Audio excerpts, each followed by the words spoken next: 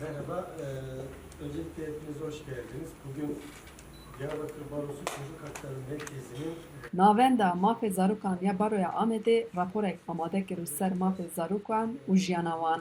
Baro, peymanên navnetewî bi bîr dixe ku dûr da ji bo zarokan hatiye destnîşankirin divê her zarokek di hawildorek na aştiyê de bijî. Li deverên ku dijîn, mafê jiyanê û ya lîstikê jî li ber çavan bêgirtin. Hate destnîşankirin ji ber pevçûnan hejmara wesaytên zirxî li herêmê hatine zêdekirin û ev gelek caran bê kontrol di nav kolanan de digerin û kolan jî ciyên lîstika zarokan e.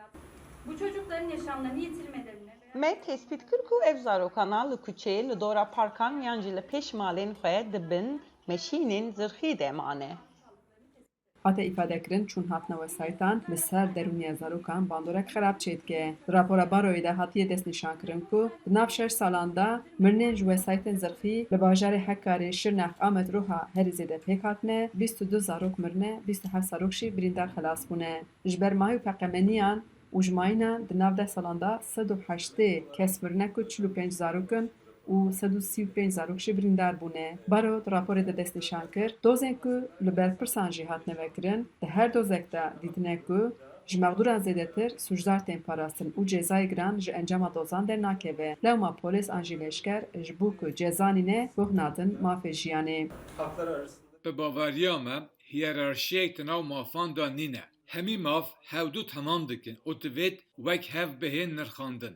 Di rapora Baroyê de hatiye îfadekirin, piraniya bûyerên ku bûne sedema kuştina zarokan, li kolanên ku zarok lê dileyîzin têk hatine ku ev müdaxaleyek rastexîne bo binpêkirina mafê jiyan û ya zarokan. işte bu markeş evet bu ba diğer tebai ile Kürdistan yani Heraba Kürdistan'ı, Bazı Kürdistan'ı ba bu yer tep kavmime ve Rojavay Türkiye yani ne Akdeniz, Karadeniz, Marmara bir yer yavanat ya kavmandın bazı Çin nişanı de rastıyla herame evleyi zedettir o kontrol vesayet zırhı dinav kole bajeranda dajo.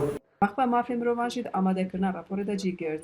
Rêveberê Wexfê Murat Aba, bandora şer li ser derûniya zarokan dîrxand û weka mînakşî şerê Ukraynayê destnîşan kir û got ciyê zarokan ne bodromin, park û kolanin. Ma bi piranî li Amedê, li Şirnexê, li Hekarî, li Mêrdîn jiyana xwe ji destîniya bijîndar dibin. Çünkü li vir dewlet divê vê dereceyek dine. Em karin li vir ewlehî her tişte. Ji bo ewlehiyê em azadiyan karin qes bikin pûç bikin. Niha em bi çi kêj dibînin? Niha şerek nû qewmî li Ukraynayê ev roja heftemîn e. Li wir em dibînin zarok di bodriman de ne. Cê zarokan ne hundirê bodriman e. Cê zarokan ne tenê hundirê malê ye. Sokak jî cê zaroka ye, cê lêstika zaroka ye.